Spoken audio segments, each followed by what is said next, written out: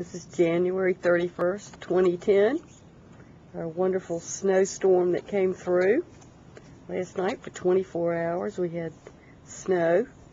The creek is frozen. It's, I think, 17 degrees right now. The creek is frozen. It's really beautiful, though, because we have power. If I did not have power, this would not be very pretty. The birds love, love, love our holly tree. The one in the distance, they've already eaten all the berries. And the one close by, they are having breakfast this morning in the trees. I don't know why this is the tree they eat last.